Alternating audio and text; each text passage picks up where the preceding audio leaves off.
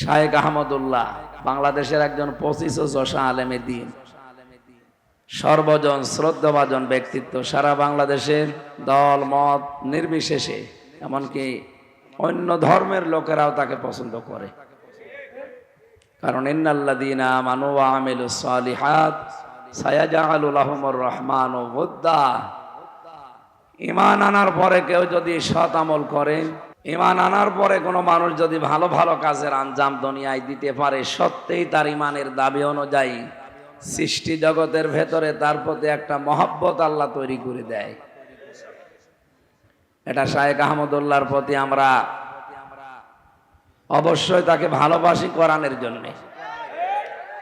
কিন্তু ইদানিং কোরআনে কারিমের সবচাইতে বিরুদ্ধে যারা এই দেশে অবস্থান নিয়েছে, তারা আজ এই আলেমের বিপক্ষে উল্টাপাল্টা কথা বলছে। মানিত্তাবাআল হুদা বিগাইরিল কোরআন আদাল্লাহুল্লাহ। কোরআন বাদ দিয়ে পৃথিবীতে কোনো জায়গায় যদি কেউ হেদায়েত পাওয়ার জন্য যায়, আল্লাহ নিজে দায়িত্ব নিয়ে তাকে গোমরা বানিয়ে দেয়। এ কথাটা বিশ্বাস হয়তো আমাদের, আজকে শুধু বিশ্বাস না, কাজে পরিণত করা লাগবে।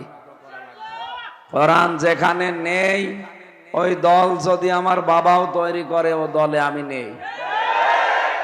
এটা এত জোরে বলার দরকার নেই, কারণ নারায়ণগঞ্জ তো সমস্যা। এইটা একটু আস্তে বলে, আমরা এটা একটু জোরে বলতে পারি যে এই পীরের দরবারে কোরআন নেই, ওই দরবারে আমরা নেই। এটা আরো জোরে বলে, আগেরটা জোরে বললে তো আপনার সমস্যা। ওইটা যদি আপনি সত্যি এই চার সামিয়ানার নিচ থেকে বের করে মেনে নিতে পারেন যে কোরআন যেখানে নেই ওই রকম দলে আমি যাব না, এ দেশে কোরআন ছাড়া অন্য কোনো দল থাকার কথা? তাহলে আন্দাজে জোরে বললেন, একটু আস্তে বলতে পারলেন না। এই জন্য সেই কথাগুলো দেখবেন আমাদের গায়ে লাগতে পারে, ওটা আস্তে বলবেন যেন অন্য কেউ না শোনে। আর যেটা বললে সমস্যা সেরকম নেই, কারণ যে দরবারে আজ কোরআন নেই, ওই দরবার থেকেই মানুষকে গোমরা করার কথা আসতেছে। শায়েখ আহমদুল্লাহ বাংলাদেশের একজন 25 ও যশা আলেমে দ্বীন, সর্বজন শ্রদ্ধাভাজন ব্যক্তিত্ব। সারা বাংলাদেশের দল মত নির্বিশেষে এমনকি অন্য ধর্মের লোকেরাও তাকে পছন্দ করে। কারণ ইন্নাল্লাযীনা আমানু ওয়া আমিলুস সালিহাত সায়াজআলু লাহুমুর রহমানু ওয়ুদ্দা। ঈমান আনার পরে কেউ যদি সৎ আমল করে, ঈমান আনার পরে কোনো মানুষ যদি ভালো ভালো কাজের আঞ্জাম দুনিয়ায় দিতে পারে, সত্যিই তার ঈমানের দাবি অনুযায়ী সৃষ্টি জগতের ভেতরে তার প্রতি একটা মহব্বত আল্লাহ তৈরি করে দেয়। এটা শায়েখ আহমদুল্লাহর প্রতি আমরা অবশ্যই তাকে ভালোবাসি কোরআনের জন্যে। কিন্তু ইদানিং কোরআনে কারিমের সবচাইতে বিরুদ্ধে যারা এই দেশে অবস্থান নিয়েছে, তারা আজ এই আলেমের বিপক্ষে উল্টাপাল্টা কথা বলছে। এই জন্য আমরা তাদেরকে থেমে যাওয়ার জন্য বলছি। শায়েখ আহমদুল্লাহর কথার পেছনে যেভাবে দলিল আছে, আপনার 14 গোষ্ঠী মিলে ওই দলিল দিতে পারবে না। আন্দাজে উল্টাপাল্টা চিল্লান। সম্মানিত ভাইরা, আমরা আজকের এই হাদিসটা শুধু এই সামিয়ানার নিচে না, এখান থেকে আমাদের সারা বাংলাদেশে মিলাবো। কোরআন যেখানে নেই ওখানে আমরা আর যাব না। মানে যদি আমি ভালো হওয়ার নিয়তেও যাই, ভালো হওয়ার নিয়তেও থাকি যে আমার সমস্যা নেই, তাও আমাকে খারাপ বানিয়ে দেবে কে? হেদায়েত দেওয়ার একচ্ছত্র মালিকানা আল্লাহ কোরআনকে দিয়েছে। এই জন্য জালিকাল কিতাব, এই যে কিতাবের আগে আলিফ লাম, এটা আলেমরা বুঝবে, আপনারা সাধারণ মানুষ হয়তো ওইদিকে যাচ্ছেন না। পৃথিবীতে আমরা দেখি শ্বশুরকে মানুষ বাবা বলে না, বলে না? জায়েজ আছে, হারাম না। কিন্তু নিজের বাবার সামনে বারবার যদি শ্বশুরকে আব্বা জান বলে কেউ, নিজের বাবার মনে দুঃখ লাগবে না? আল্লাহ বলেন আমি কোরআন দিয়েছি মানুষকে হেদায়েত দেওয়ার জন্য, আর এইটা বাদ দিয়ে তুই দৌড়াচ্ছিস কোন দিকে? ফাইনা তাযহাবুন ইন হুয়া ইল্লা যিকরুল লিল আলামিন। কোথায় দৌড়াও? এ কোরআন বিশ্ববাসীর জন্য একটা উপদেশ। এটা কি? এই উপদেশ শোনার জন্য আজ আমরা এসেছি, দল মত নির্বিশেষে। এটা কোনো রাজনৈতিক মঞ্চ না, এটা কোরআনের মঞ্চ। এখান থেকে হেদায়েতমূলক কথাগুলো নিয়ে আমাদের প্র্যাকটিক্যাল লাইফে মিলাবো ইনশাআল্লাহ। বিশ্বনবী জানিয়েছেন, ইন্নাল্লাযী লাইসা ফি জাওফিহি শাইউম মিনাল কুরআনি কাল বাইতিল খরিব। যে মানুষের অন্তরে কোরআন নেই, কোরআনের আলো নেই, ওটা মানুষের হৃদয় না, উজার গৃহ, শয়তানের ঘর। তাহলে এদেশে জরিপ পাই আমরা জানুয়ারি মাসে। আমি কোরআন রিসার্চ ফাউন্ডেশনের সদস্য ছিলাম জেলখানায় যাওয়ার আগে 20 সালে। এটা জরিপ পেয়েছিলাম, এই দেশের 100 জনের 95 জন মানুষ কোরআন শরীফ পড়তে পারে না। বলেন তো, নবীর হাদিস অনুযায়ী 100 জনের 95 জন মানুষের অন্তর আছে শয়তানের ঘর হয়ে গেছে।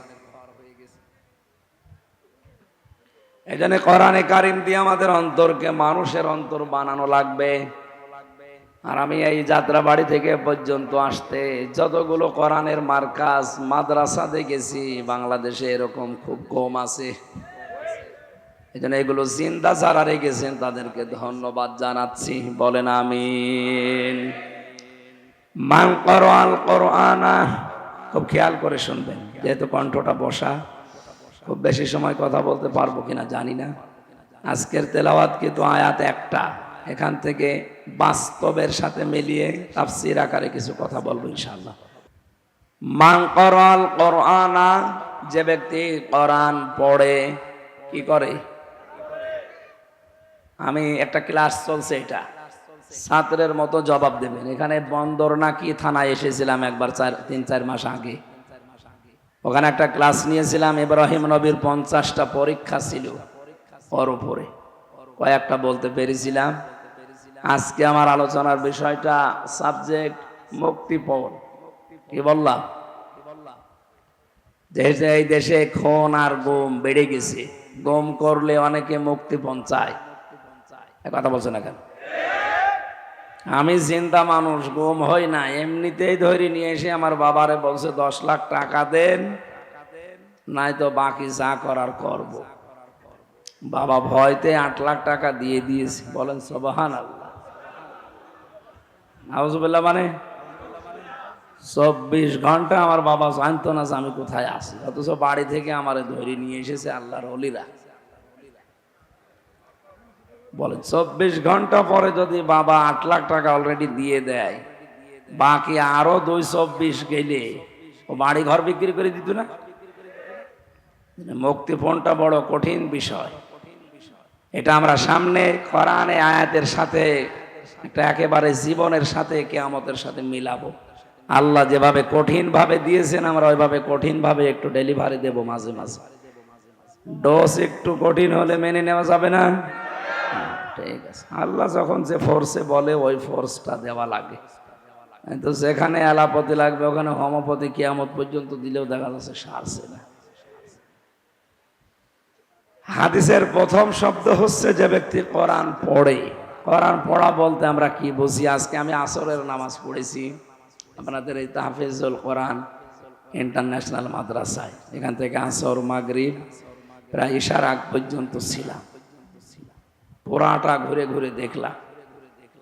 কোরআনে কারিম পড়ার ব্যাপারে এখানে যে বিষয়গুলো প্রিন্সিপাল সাহেবের সাথে দেখলাম, আল্লাহ তাআলা কোরআনে জানিয়েছেন, আল্লাযীনা আতাইনাহুমুল কিতাবা ইয়াতলুনাহু হাক্কা তিলাওয়াতি।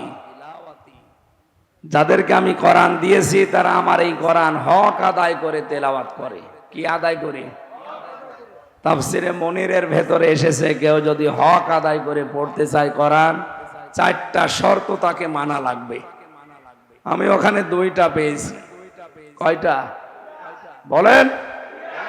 1 নম্বরে ওয়ারাত্তিলিল কোরআন তারতিলা, কোরআন পড়লে তারতিলের সাথে স্পষ্ট ভাবে থেমে থেমে পড়ো। হ্যাঁ, ওখানে ওইটা আছে। শায়েখ নেসার আহমেদ, ভালো মানুষ লোকটা, ওনার আচরণ আমার ভালো লেগেছে। ওনার পড়ার স্টাইল যেটা শুদ্ধ, ওইভাবে পড়বেন। ইন্টারন্যাশনাল হাফেজগুলো অনেক সারা বিশ্বে মুখ উজ্জ্বল করছে বাংলাদেশের যারা, তার অন্যতম এই মাদ্রাসাটা। তাই আমরা বলছিলাম ওখানে শুদ্ধ করে কোরআন পড়ানো হচ্ছে, তাসবিহদের বিভিন্ন নিয়ম নীতি যেগুলো আছে এই অনুযায়ী। দ্বিতীয় নম্বর, এটা বুঝতে হবে। দেখলাম বোঝার জন্য বিভিন্ন সিস্টেম উনি চালু করেছে, হয়তো কাঙ্ক্ষিত মানের ভাবে না হলেও হচ্ছে, ডেভেলপ হবে আস্তে আস্তে। 3 নম্বরে কোরআনে কারিমের হক হচ্ছে কোরআন নিজে জীবনে আপনি প্র্যাকটিক্যাল লাইফে মিলাবেন। যখন যেটা পড়বেন ওইটা জীবনে মিলানো লাগবে। সূরা নাস আর ফালাকে 11টা আয়াত আছে, কয়টা? হযরতে ওমর যিনি জান্নাতের গ্যারান্টি পেয়েছিলেন দুনিয়ায়, এই লোকটা সূরা নাস আর ফালাক জীবনে সেভ করতে তার সময় লেগেছিল 11 বছর।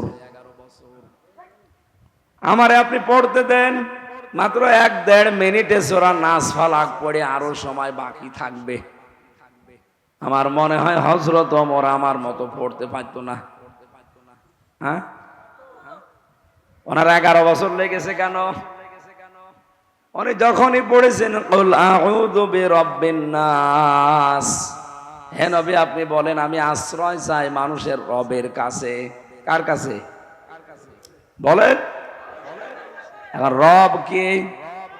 না না, রব আল্লাহ কোন জায়গায় আছে? রব মানে আল্লাহ। রবের 19টা অর্থ আছে, প্রধানত তার প্রথম অর্থ রব মানে লালন পালনকারী। চাওয়ার আগে যিনি আমাদের চাহিদা পূরণ করে লালন পালন করেন তার নাম রব। নেই থেকে শুরু করে আস্তে আস্তে পূর্ণতায় যিনি পৌঁছিয়ে দেন, আরবিতে তাকে বলে রব। তাকে কি বলে? আমি নেই ছিলাম, কি ছিলাম? আমার মনে হয় এখন আমার 33 বছর বয়স। 34 বছর আগে হামজা নামে আমার নাম এই দুনিয়ায় ছিল না? ছিল না।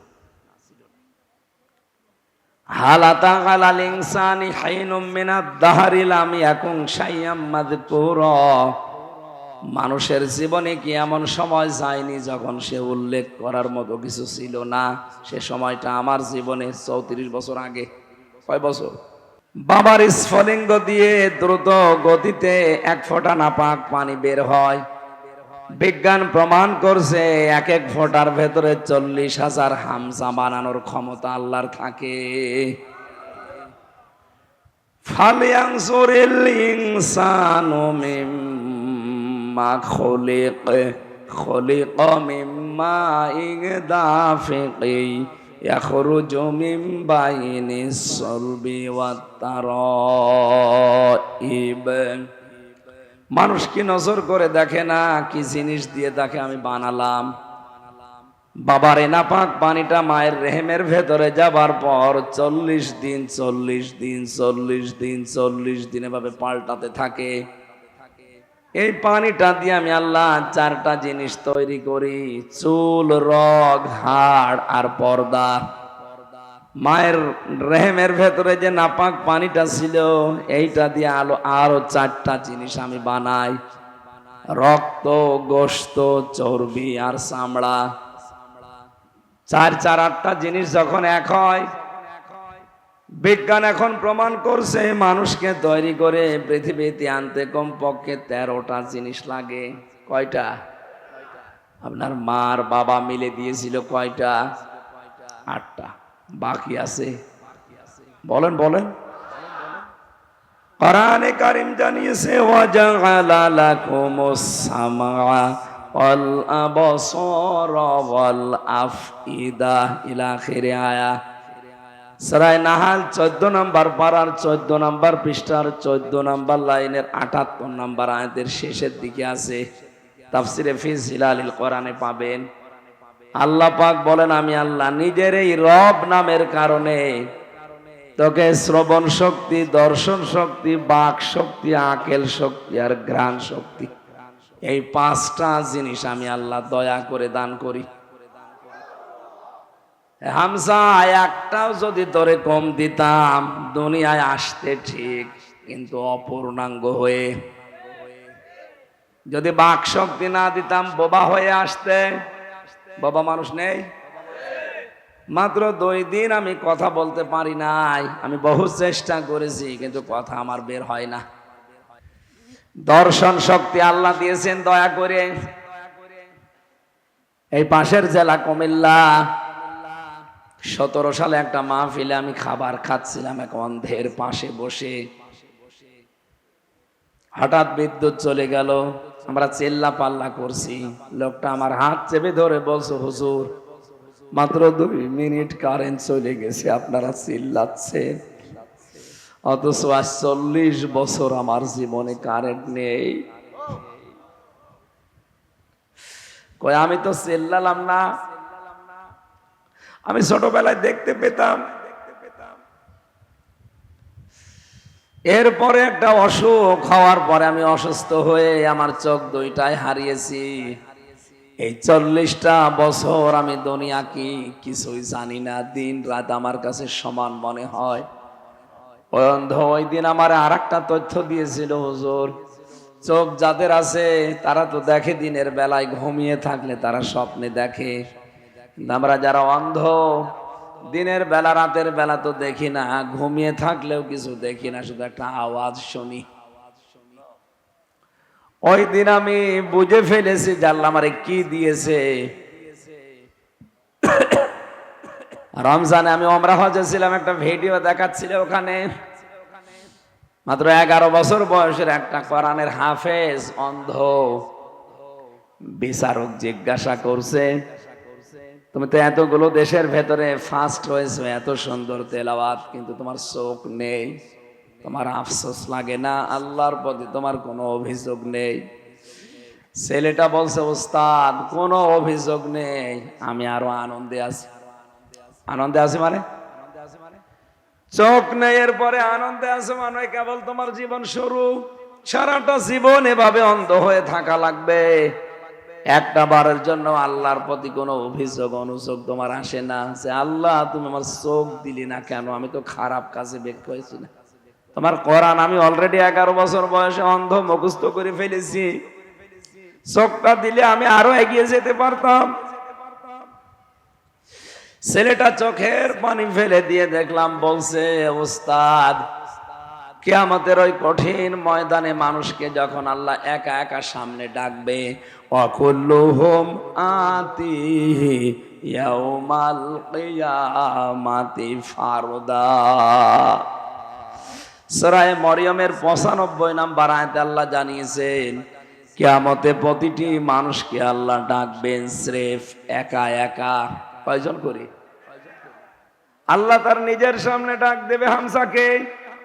এই 33 বছর জীবনের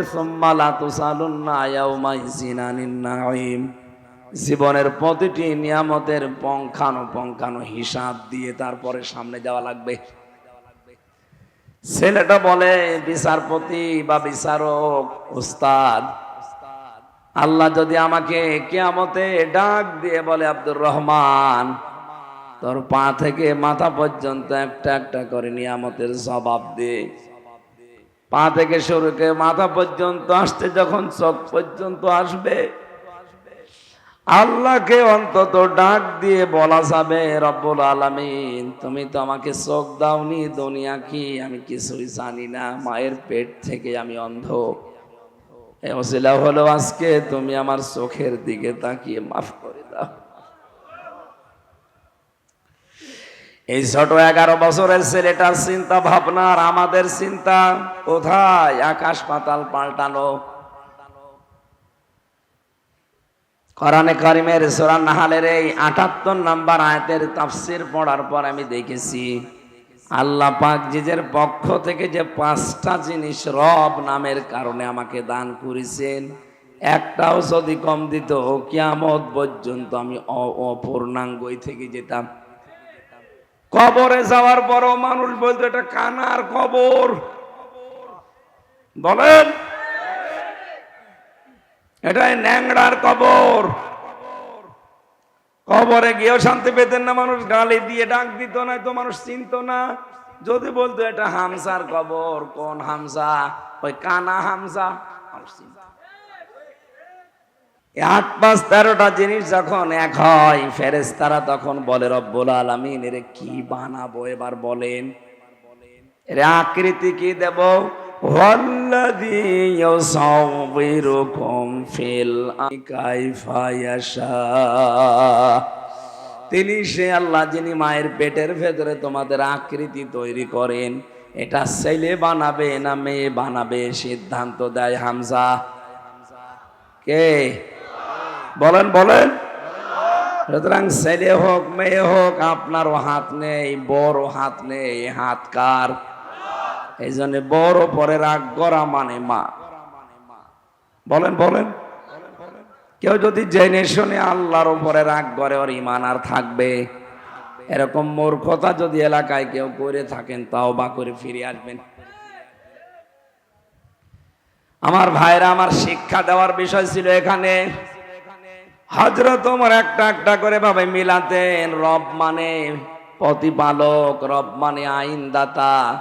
আমার 3.5 হাত বডির ভেতরে দেখি তো আল্লাহর আইন চলে কিনা, আমার পরিবারে আল্লাহর আইন আছে কিনা, আমার রাষ্ট্রে আল্লাহর আইন আছে কিনা, এগুলো মিলিয়ে মিলিয়ে 19টা যখন পুরা মিলাতে পারতেন তখন বলতেন মালিকিন নাস। এই কারণে তার নাস ফালাক পড়তে লেগেছে 11 বছর, আর আমাদের লাগে 1.5 মিনিট।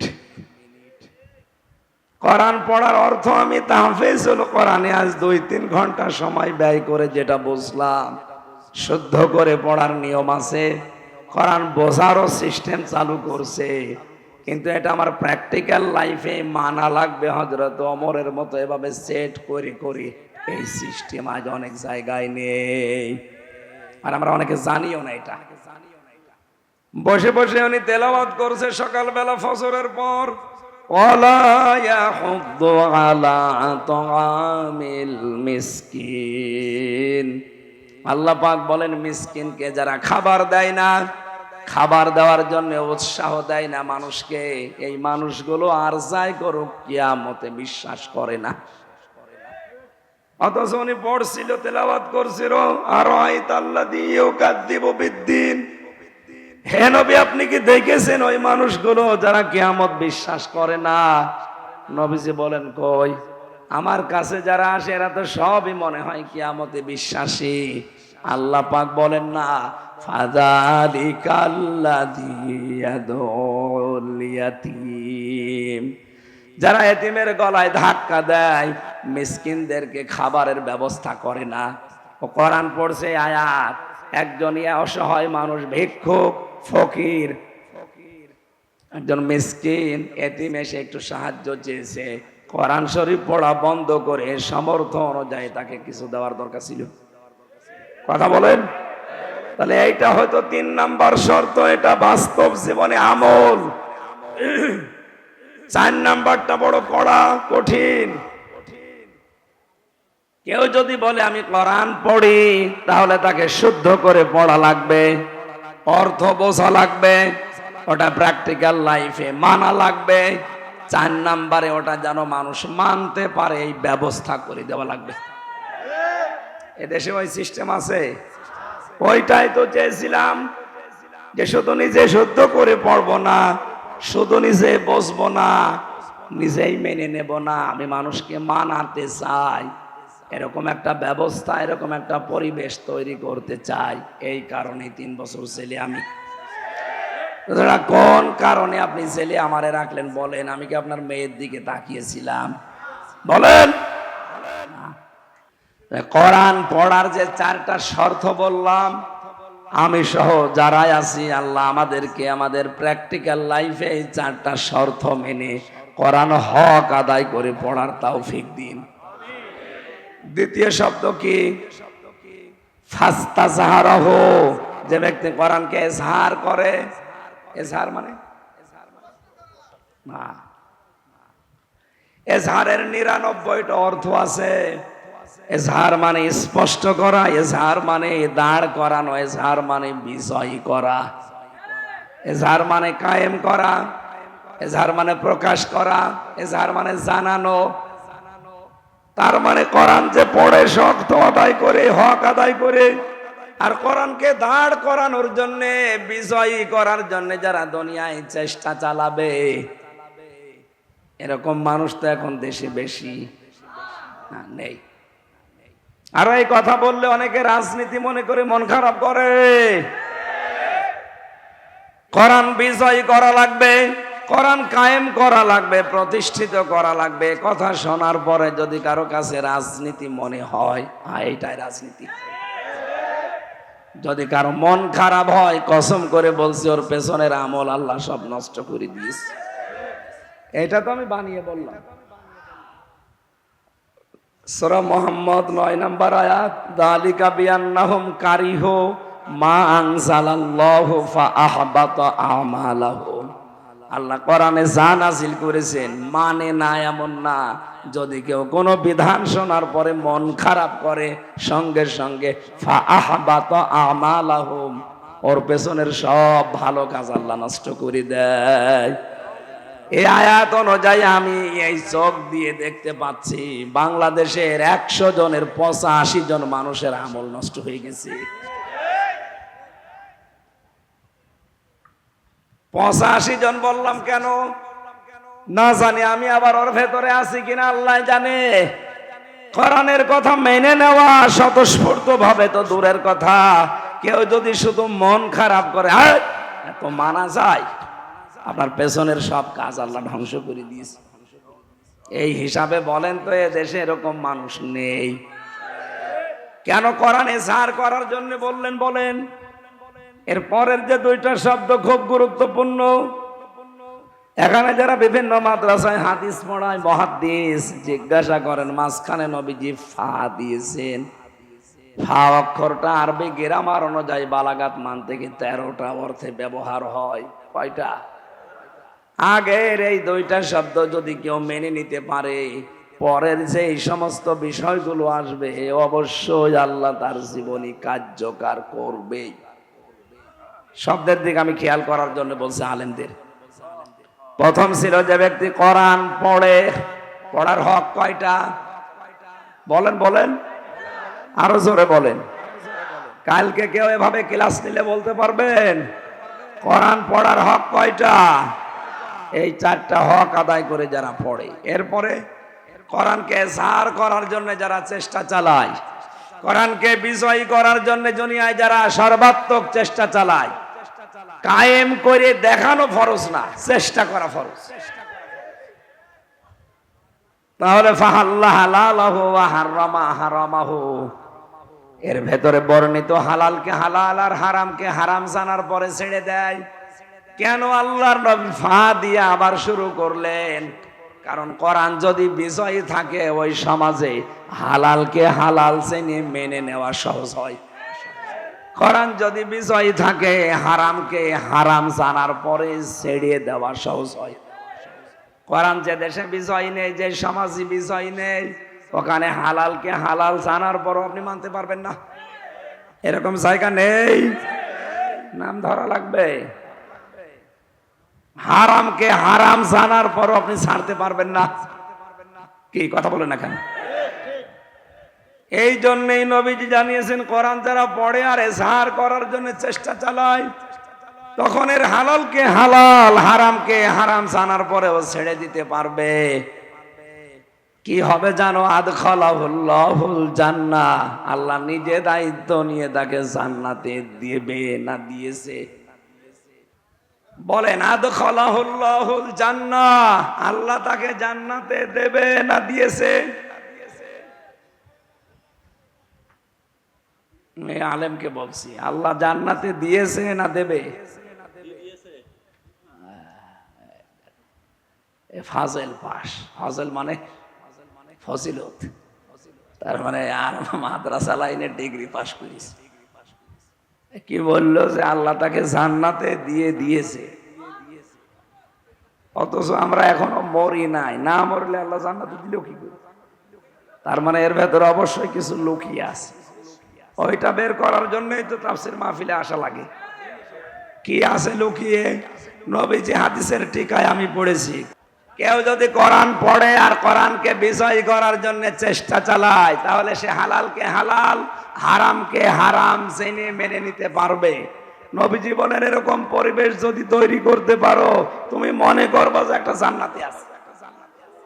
আদখালাহুল্লাহুল জান্নাহ, আল্লাহ তাকে জান্নাতে দেবে না, দিয়ে দিয়েছে, এটা মাঝে সিগা। সুতরাং এরকম পরিবেশ যদি আমরা তৈরি করতে পারি, সত্যিই বিশ্বাস করেন একটা মিনি জান্নাতে দেশ তৈরি হয়ে যাবে। সেটাকে মনে করতে পারছি। আজ দাড়িওয়ালা এরকম 10টা মানুষকে আপনি দাওয়াত দিয়ে ঘরে খাওয়াবেন, ওদিকে 10 জন থানায় খবর দেবে, ওখানে গোপন মিটিং চলছে, কি জান্নাতে আসি। এজন্য আদখালাহুল্লাহু জান্নাহ মিলছে না। সম্মানিত ভাইরা, হাদিসের ব্যাখ্যা, ওয়াসাফাহু ফি আশারাতিন মিন আহলি বাইতিহি কুল্লুহুম কদ ওয়াজাবাত লাহুন নার, শেষ পর্যন্ত আমার দরকার নেই। আমি যতটুকু বোঝানোর চেষ্টায় ছিলাম, আমি আশা করি এ পর্যন্ত বুঝে ফেলেছি। কোরআন আমাদের হক আদায় করে পড়া লাগবে আজকে থেকেই। যদি এ বয়সেও না পারেন, মরণের আগ পর্যন্ত টার্গেট নিন। আজরাইল না আসার পর্যন্ত আমি তালবে ইলম থাকবো। কারণ তালবে ইলম অবস্থায় যদি আলিফ বা তাসা পড়তে পড়তেও মারা যান, আপনার কবরে আর কোনো হিসাব নেই, বিনা হিসাবে জান্নাত পেয়ে যাবেন। এই সুযোগটা কাজে লাগানো যাবে না। যে জরিপ পাওয়া যায় 100 জনের 95 জন আমরা পড়তে পারি না, এই জরিপ আমরা আগামী বছর উল্টিয়ে ফেলবো ইনশাআল্লাহ। পুরা উল্টিয়ে 100 জনের 100 জনই আমরা জেনে জেনে কোরআন পড়তে পারি। তা আনাকুম জানাকুম না, হক আদায় করে এই 4টা শর্ত মেনে বলেন। তাহলে যে যতটুকু পড়বে শুদ্ধ করে বুঝবে, নিজে আমল করবে আর মানুষের কাছে পৌঁছাবে, এই দেশে কোরআনে কারিম প্রচারে আর কেউ বাধা দেওয়ার সাহস করবে না। কারণ আমরা 96 ভাগ, বাধা দেবে কে? 2 নম্বরে, যে যেখানে আসি ওই জায়গা থেকে কোরআন যেন প্রকাশ হয়, প্রচার হয়, এজাহার হয়, দাঁড় হয়, কায়েম হয়, বিজয় হয়। চেষ্টা চালিয়ে যাব, বাকি ফল আল্লাহর হাতে। কারণ কোরআনের মালিক আমি না, এই জমিনের মালিকও আমি না। এই কোরআনের মালিকও আল্লাহ, জমিনের মালিকও আল্লাহ। আমরা শুধু কামলা, শ্রম দিয়ে যাব, শেষে বেতন পাবো। আল্লাহ এই বেতনটা যেন আমাদের জান্নাত, এটা দান করেন। তাহলে মিনি জান্নাতে দুনিয়া থেকে আমরা দেখে যেতে পারবো ইনশাআল্লাহ। দরুদ আর সালাম পাঠ করে কোরআনে কারিমের একটা আয়াত পড়েছি মাত্র, সূরা মাআরিজ থেকে 11 নম্বর আয়াত। আমার আলোচনার বিষয় আজকে মুক্তিপণ। কি বললাম? এত কঠিন বিষয় এটা। দুনিয়ার হিসাবে তো আছেই, মরণের পরে আল্লাহ একটা বিষয় সাজিয়েছেন।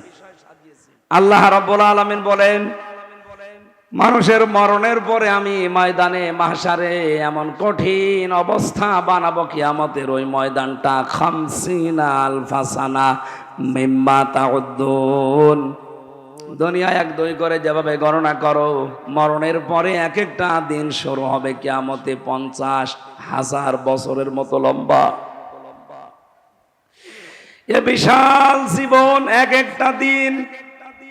বিজ্ঞানী আয়াত নিয়ে প্রমাণ করতে চেয়েছে, কেউ যদি দুনিয়াতে 100 বছর হায়াত পায়, মরণের পরে যে জীবন শুরু হচ্ছে, ওই জীবনে এক একটা দিনের তুলনায় মানুষ যেন মাত্র 2.5 সেকেন্ড বেশি থাকে।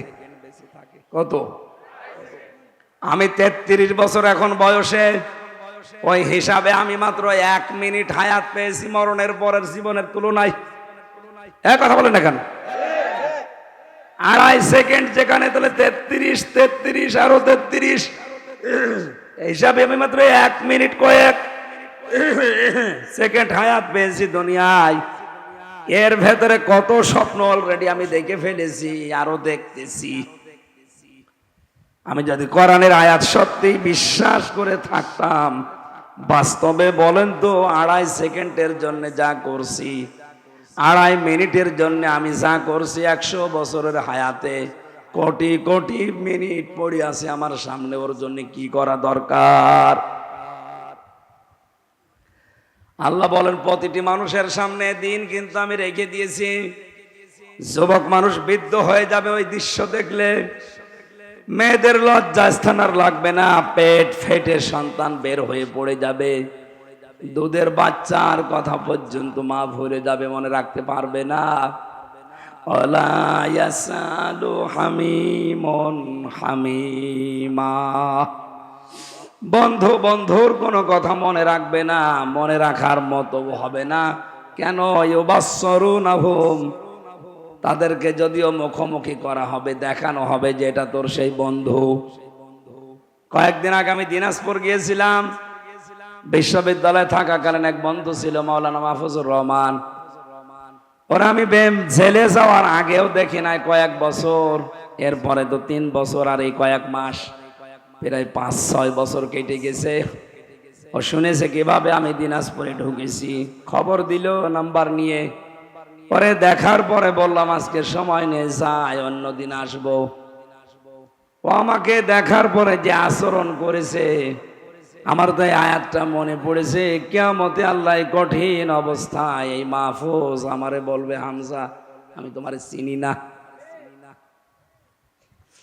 ইয়াওয়াদুল মুজরিমু লাউ ইফতাদি মিন আযাবি ইয়াউমিদিন বিবানি।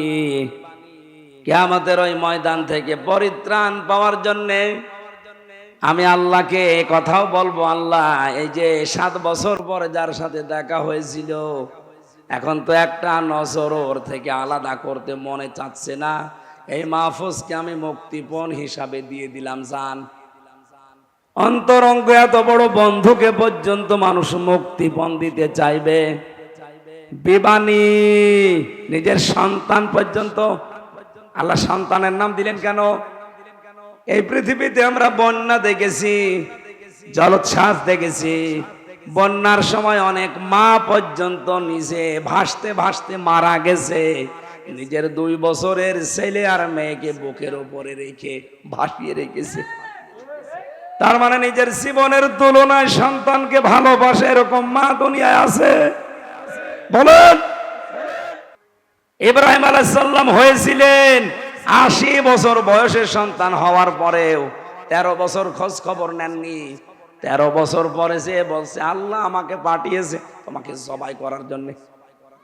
আমার মনে হয় আমাদের মতো ছেলে মেয়েরা হলে বলতো, তুমি কি বাবা না কসাই? ভণ্ডামি করতে এসেছো। জন্মের পরে আর খবর নাওনি, এ মরুভূমিতে রেখে গেছো, 13 বছর পরে এখন এসেছো বাবার দাবি নিয়ে আবার জবাই করার জন্য। তোমার মতো বাবা আমি মানি না। অথচ ইসমাইল নবী বলেছিলেন, বাবা হুকুমটা আল্লাহর, আমি আপনার আল্লাহর বিধান, আমার আল্লাহর বিধান মানতে ওই পরিমাণে রাজি আছি যে পরিমাণে আপনি রাজি আছেন। আল্লাহ এখানে শব্দের দিকে খেয়াল করে দেখবেন, ফালাম্মা আসলামা ওয়া তাল্লাহু লিল জাবিন। আল্লাহ পাক বলেন, 2 জনে যখন এগ্রি হয়ে গেছে তখন আল্লাহর বিধান তারা মানতে সহজ হয়েছে। তাফসিরে ফি জিলালিল কোরআনে মুফাসসির বলেন, আসলামা আল্লাহ দিলেন কেন? তাসনিয়ার সিগা দিয়েছেন এই জন্য, ইসমাইল নবী যদি বলতেন আমি সবাই করব, আল্লাহর বিধান আমি মানব, ইসমাইল নবী যদি বলতেন না আমি এটা হতে দেব না, আমার জীবন আমি দেব না, আল্লাহর বিধান মানা হতো? বলেন বলেন, পারতো না। আবার ইসমাইল যদি বলতেন হ্যাঁ আমি সবাই হব, আল্লাহর বিধানে আমি রাজি আছি, ইব্রাহিম নবী যদি বলতেন না আমার মায়া লাগে, 80 বছর বয়সে ধরে পেয়েছি আমি করব না সবাই, আল্লাহর বিধান পালন হতো। ও বাংলার মুসলমানেরা কেন এই আয়াত পড়েন, শিক্ষা নেন না? শুধু এই টুপিওয়ালা গুলো হেফাজত জামাত চরমনাই কি করবে দেশে? আর এদেরই দায় পড়েছে নাকি ইসলামে দেশে কায়েম করার? আপনি মুসলমান না? হ্যাঁ কথা বলেন না কেন? আপনার আগা কাটা নেই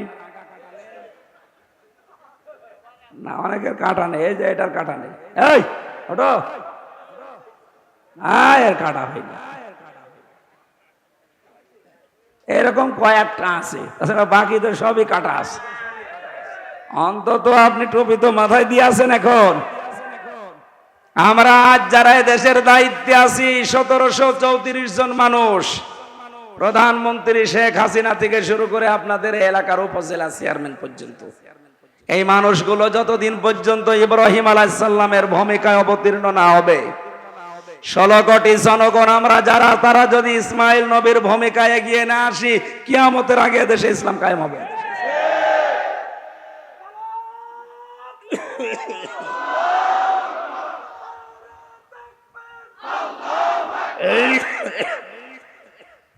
যতটুকু বোঝার যদি বুঝে থাকেন, আমার মনে হয় ওয়াজ হয়ে গেছে। আমরা আহ্বান যারা যারা দায়িত্বে আছেন, আপনারা ইব্রাহিম নবীর ভূমিকায় আসেন। নারায়ণগঞ্জের বন্দরে যে 50টা পরীক্ষার কথা বলেছিলাম জাতির পিতা ইব্রাহিম আলাইহিস সালামের, আপনার যারা দায়িত্বে আছেন আমাদের পিতার মতো অভিভাবক, সুতরাং আমরা চাই আমাদের জাতির পিতা ইব্রাহিম নবীর মতো এগিয়ে আসবেন আল্লাহর বিধান পালন করার জন্য। আমরা 16 থেকে 18 কোটি জনগণ ইসমাইলের ভূমিকায় জীবন দিতে আমরা রাজি আছি আল্লাহর বিধানের জন্য। দেখবেন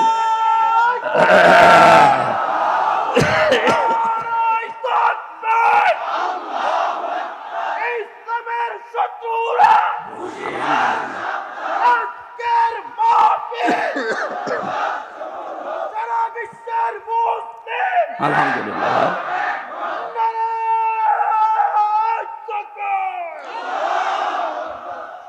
ইসলামের শত্রু নেই এদেশে। 4 ভাগ অন্যান্য উল্টো লোক আছে, 96 ভাগ আমরা।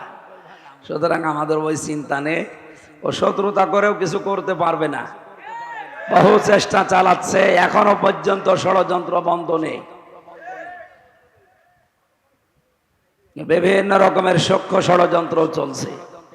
না, আপনি পারবেন না। আপনাকে আমি কোরআন সামনে নিয়ে, আল্লাহর দিকে তাকিয়ে, বিশাল জনসমুদ্র সামনে নিয়ে গ্যারান্টি দিচ্ছি, এদেশে এখনো যারা ষড়যন্ত্রে আছেন থামেন, পারবেন না।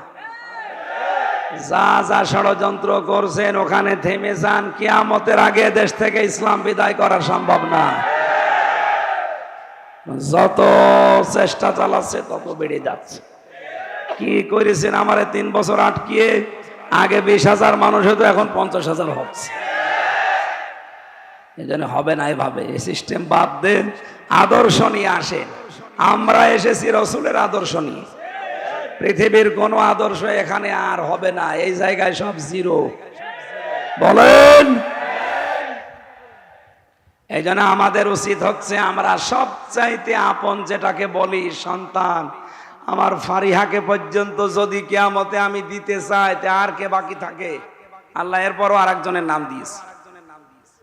আল্লাহ পাক বলেন, ওয়া সাহিবাতিহি ওয়া আখি। মানুষ কিয়ামতে তার বউকে পর্যন্ত মুক্তিপণ দিতে চাইবে। কাকে? বলেন বলেন। এমনকি তার ভাইকে, ও ফাসিলাতিহি আল্লাতী তুবি, তার জ্ঞাতি গোষ্ঠী, তার দলের লোক যারা তাকে আশ্রয় দিত, বিভিন্ন জায়গায় আকাম কোকাম হন্ডামি করে আসলে এলাকায় যারা তারে আশ্রয় দিত, তারা পর্যন্ত বলবে আল্লাহ এগুলো নিয়ে নাও। অমাং ফিল আরদি জামিআ, পৃথিবীর যত সম্পদের মালিক সে ছিল, স্থায়ী অস্থায়ী সব আল্লাহর কাছে বিনিময় হিসাবে বলবে এগুলো নাও। সুম্মা ইউনজি, এরপরেও তুমি আমাকে বাঁচাও। ও বাংলার মুসলমানেরা একটু খেয়াল করেন আয়াতগুলো, আল্লাহ কত শক্তভাবে আমাদের জানাচ্ছেন। এই কথাগুলো বলতে বলতে আল্লাহ হঠাৎ করে আলোচনার ধরনটা পাল্টিয়ে ফেলেছেন। আল্লাহ পাক বলেন, এতগুলো জিনিস মানুষ আমাকে দিতে চাচ্ছে মুক্তিপণ হিসাবে বাঁচার জন্যে। কাল্লা, কখনোই না। ইন্নাহা লাযা, তাকে আমি লাজায় প্রবেশ করাবো। কোথায়? বলেন বলেন। লাজা কি? না, জাহান্নামের একটা দরজা। এখানে যারা আলেম আছে তারা বাদ দিয়ে আমার মনে হয় সাধারণ 100 জনের 99 জন ভুল করবে। যদি বলি জাহান্নাম কয়টা, বলবে 7টা। কোন জায়গায় পেয়েছেন আপনি কোরআনে? না, নেই। কোরআনে আছে জাহান্নাম একটা, আর জাহান্নামের দরজা 7টা। কয়টা? এটা তো আমি বানালাম নাকি? সূরা হিজর 14 নাম্বার পারার 3 নাম্বার পৃষ্ঠা 9 নাম্বার লাইনে 44 নাম্বার আয়াতে আছে, আল্লাহ পাক বলেন জাহান্নাম সাবাতু আবওয়াব, এর দরজা 7টা। দরজা লিকুল্লি বাবিম মিনহুম জুজউম মাকসুম। দুনিয়াতে যে যে ধরনের অপরাধ করবে, কিয়ামতে আল্লাহ তাকে ওই দরজা দিয়ে প্রবেশ করিয়ে শাস্তি দেবে। আজ নারায়ণগঞ্জের মানুষকে বোঝাতে চাই আমরা কোন ধরনের অপরাধ করছি আর কোন দরজা দিয়ে প্রবেশ করার উপযুক্ত হচ্ছি। যদি এখন ওই 7টা দরজার যে কোনো দরজার সামনে থাকি, ওখান থেকে ফিরে জান্নাতের দরজা আছে কয়টা? না না, জান্নাতের দরজা 8টা। শুধু শুনেছেন, কোনোদিন পড়েছেন? পড়েননি। কোরআনে কারিমে আল্লাহ 100টা জান্নাতের স্তরের কথা দিয়েছেন। কয়টা? 100। ওই 100টা দরজা খোলা আছে, স্তর বানানো আছে।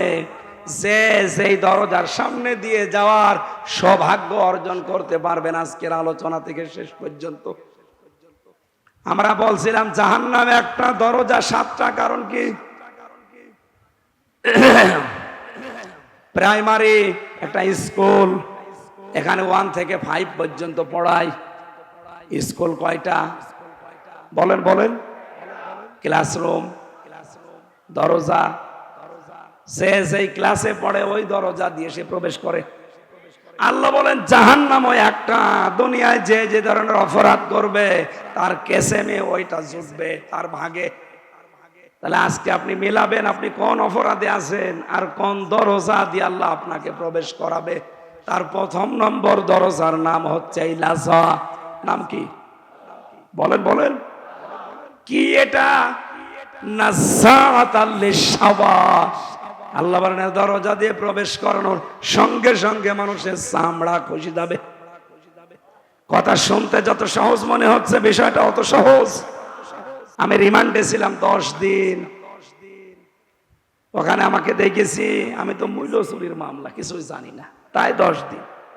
যারা অস্ত্র নিয়ে ধরা পড়েছে, মার্ডার মামলার আসামি, এই মানুষগুলোকে যারা রিমান্ডে নিয়ে যায় তারা বলে যে মধু সোনা এ দুধ খাও। হ্যাঁ, এই যে নখ তুলে নেয়। আমাকেও বিভিন্ন জিনিস দেখিয়েছিল কিন্তু আমার তোলে নাই। আমার সামনে অনেকে তুলেছে। জীবিত মানুষের যদি নখ তুলে নেয় বলেন তো, এরপর আবার এরপর লবণ ছিটিয়ে দেয়। নখ তুলে নেওয়ার পরে যদি লবণ ছিটায় জীবিত মানুষ, ও তো এমনি অজ্ঞান হয়ে যাওয়ার কথা। আর বাকি যে জায়গায় বিভিন্ন জিনিস দেওয়ার কথা ও তো বলাই যাচ্ছে না। এই যে এখানে যাওয়ার পরেও কিন্তু চামড়া খসে যায়নি। আমি একটা ঘরের ভেতরে 11 ঘন্টা দাঁড়িয়েছিলাম এক পায়ে, কিন্তু আমার কিছুই হয়নি। আমার কষ্ট হয়েছে, আমার চামড়া খসেছে। বলেন, আমার চোখ বাঁধা ছিল, হাত বাঁধা ছিল, আমার হাতে টাঙানো ছিল, অসুবিধা নেই, কিন্তু আমার চামড়া খসে নাই। আল্লাহ নাযাআতাল লিশাওয়া দিয়েছে। এ ঘরে প্রবেশ করাতে সঙ্গে সঙ্গে চামড়া খসে চলে যাবে। তার মানে এমন এমন যন্ত্রপাতি সেট করা আছে, ঢুকলে চামড়া খসে যায়। এই জায়গাটা অত সহজ? বলেন কেন দেবে এখানে? কোরআনে কারীম জানাচ্ছে 2টা গুণ যাদের ভেতরে দুনিয়ায় পাওয়া যাবে, এই লাজা নামের দরজা তাদেরকে ডাকবে। নারায়ণগঞ্জের মানুষেরা মিলান তো আপনার ভেতরে আছে কিনা? তাদউ মান আদবার ওয়া তাওয়াল্লা। এই জাহান্নামে লাজার দরজা তাদেরকেই ডাকবে যারা সত্যকে সত্য জানার পরও মুখ ঘুরিয়ে চলে যায়। আর বাংলাদেশে এই চরিত্রের মানুষ বেশি। চোখে আঙ্গুল দিয়ে দেখিয়ে দেওয়া হয়, এর বড় মানতে চায় না। আমি কি নিচে নামবো না? মানে আমি আবার 3 বছর থাকি। তার মানে সত্যকে সত্য জানার পরও যারা মুখ ফিরিয়ে নেন, আপনি তো নিজে টের পাচ্ছেন। আপনি নেচ্ছেন কিনা? আপনি জানেন যে এটা সত্য কথা, কিন্তু আপনার দলের লোক না, আপনার বাবার মুরিদ না, এই জন্য আপনি মানতে চান না। আপনি জানেন তাহেরি ভাই যা করছে এগুলো ঠিক না, তারপরও আপনি অন্ধভাবে ওগুলো মেনে নিচ্ছেন। আপনার বিবেকের ওপরে কি কুকুরে প্রসাব করেছে? কোন ইসলামে আছে ওই রকম নাচানাচি করা লাগবে? সত্যকে সত্য আঙ্গুল দিয়ে দেখিয়ে দেওয়া হচ্ছে, এরপরও মানতে চাই না। এই চরিত্র যাদের আছে, বিবেক যাদের কাজে লাগে না, এর দলিল পাবেন সূরা মুলকের 10 নম্বর আয়াত, ওয়াকালু লাউ কুন্না নাসমাউ আও নাকিলু মা কুন্না ফি আসহাবিস সাঈর। যারা জাহান্নামে যাবে তাদেরকে জিজ্ঞাসা করা হবে কেন আসলে, ওরা বলবে আমাদের আকল ছিল, বিবেক ছিল, আমরা কাজে লাগাইনি। আর আমরা শোনার পরও না শোনার ভান করেছিলাম। কারণ আপনি শোনার পরও, সত্যকে সত্য জানার পরও যদি না মানেন। 2 নম্বরে কি, ও জামা ফাআওয়া, যারা মাল সম্পদ জমা করে আর এগুলো সংরক্ষণ করার জন্য সব সময় চেষ্টা চালায়। এই বাংলাদেশে এই চরিত্রের মানুষও দিন দিন বাড়ছে। কি করে জমা করবে জমা করবে জমা করবে, আর এগুলো কি করে সংরক্ষণ করা যায়, সে বৈধ হোক আর অবৈধ হোক। দেশে জায়গা হচ্ছে না, অনেকের বেগম পাড়া বানাচ্ছে। এখানে মাল শব্দটার অর্থ পেয়েছি আমি 4টা।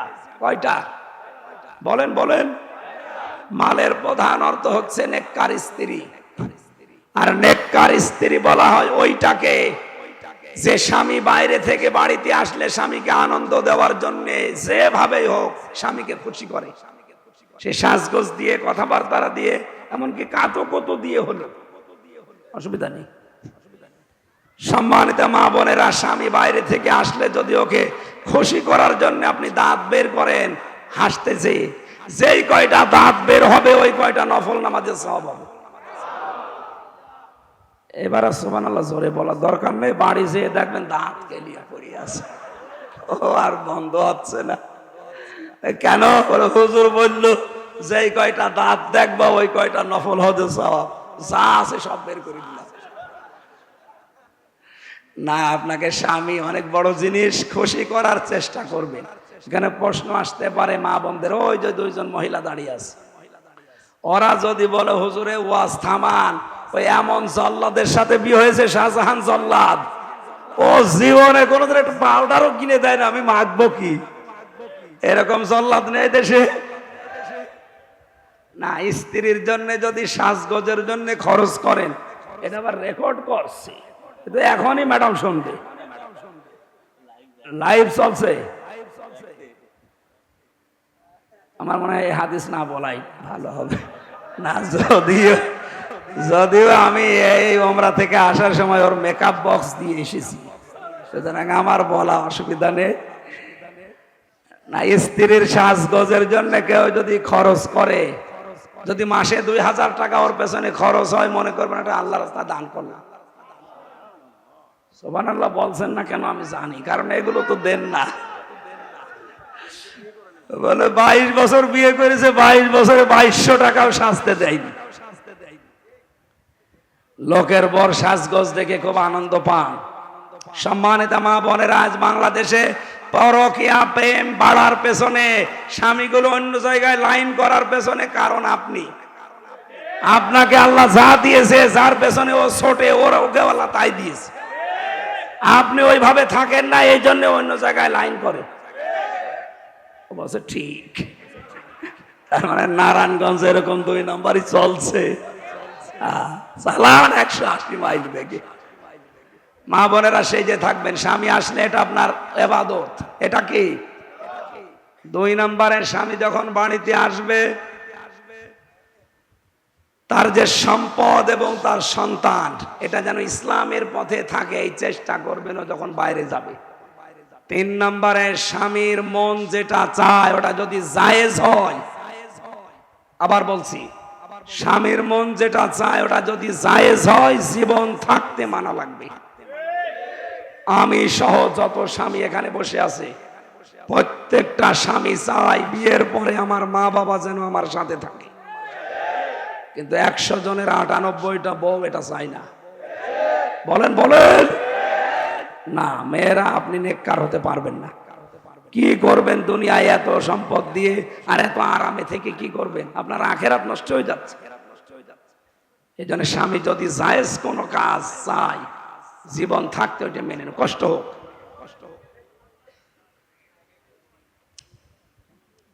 4 নম্বরে, নিজের ইজ্জতের হেফাজত করা লাগবে মেয়েদের। আমি জেলখানাতে দ্বিতীয় যে জল্লাদ পেয়েছিলাম এই শাহজাহান জল্লাদ বের হওয়ার পর, এখন আছে ইলিয়াস কেন্দ্রীয় জেলখানার যে লোকটা এখন ফাঁসিতে ঝোলায় মানুষকে, ওর নাম ইলিয়াস, চট্টগ্রামে বাড়ি। ওর কাছে একদিন বসে বসে শুনছিলাম কি হয়েছে। বলছে 17 বছর ছিলাম সৌদি আরবে, দেশে আসার পরে বিয়ে করেছি 11 বছর। বিয়ে করার পরে শুধু বর সাথে আর মা আর বোনের সাথে মিল নেই, কিছু দিলেই খালি রাগ করে। এই বর আর মন পাই না। শেষ পর্যন্ত ও ছাতা মারার জন্য না একটা থাপ্পড় মেরেছি, মানে এমন একটা জায়গায় লেগেছে ও ছাতা মারা গেছে। এখন আমার এই যে যাবজ্জীবন জেল, ফাঁসি ছিল, এখন আমার 30 বছর জেল। একটা মানুষকে ফাঁসি দিলে আমি 4 মাস জেল থেকে মুক্তি পাই। সেই হিসাবে যদি 20টা ফাঁসি দিতে পারি আর 15-20 বছর যদি জেল খাটতে পারি তাহলে বাকিগুলো মাফ হয়ে যাবে। বলেন, ওর যদি এখনো 22 বছর জেল খাটা লাগে আর ওদিকে 17 বছর, ওর জীবনে আছে কি? অথচ খুব বড় কাজ করে জীবনটা শেষ করলো এই স্বামী স্ত্রীর দ্বন্দ্ব নিয়ে। সামান্য একটা দ্বন্দ্ব, ও মা বাবাকে বোনকে একটু খরচ দিত, ওই মেয়ে লোক সহ্য করতে পারত। সম্মানিত মা বোনেরা, না আপনি নেককার হতে পারবেন না শুধু নামাজ পড়ে রোজা করে আর কালো বোরকা পরে মনে করছেন আমি তো আল্লাহর ওলি ফাতেমা হয়ে গেছি। হবে না। আল্লাহ মেয়েদেরকে এই 4টা গুণ অর্জন করার তৌফিক দিন। জান্নাতের 8টা দরজায় তাদের জন্য খোলা। নবীজি কিয়ামতে বলবে, যা সে জান্নাত দিয়ে পারিস চলে যা। আল্লাহ মেয়েদেরকে 4টা গুণ অর্জন করে নেককার স্ত্রী, পৃথিবীর শ্রেষ্ঠ সম্পদ মাল, এটা হওয়ার তৌফিক দিন। 2 নম্বর, মাল মানে ক্ষমতার চেয়ার। 3 নম্বরে মাল মানে অস্ত্র শস্ত্র। 4 নম্বরে মাল মানে সম্পদাদি। এই 4টা বিষয় যারা জমা করছেন, এই মনে করবেন যে এগুলো আমার পরীক্ষার বস্তু, এগুলো একটাও আমার হাতে থাকার বিষয় না, এগুলো আমি জমা করে সংরক্ষণ করার বিষয় না, এগুলো সব আমার আখিরাত কামাই করার মাধ্যম। আল্লাহ আমাদেরকে তৌফিক দিন, বলেন আমিন। স্ত্রীর সাথে ভালো ব্যবহার করব আমি এই কারণে, কারণ এর দ্বারা আমার যেন আখিরাত তৈরি হয়। কথা বুঝতেছেন? নাই তো আমার এই লোকের মেয়ের সাথে ভালো ব্যবহার করার কোন দরকার? আমি করছি এই কারণে, কারণ এর সাথে ভালো ব্যবহার করলে আমার জান্নাত তৈরি হবে। আল্লাহ আমাদেরকে কোরআনে কারীম সহজ সরল ভাষায় বোঝার তৌফিক দাও।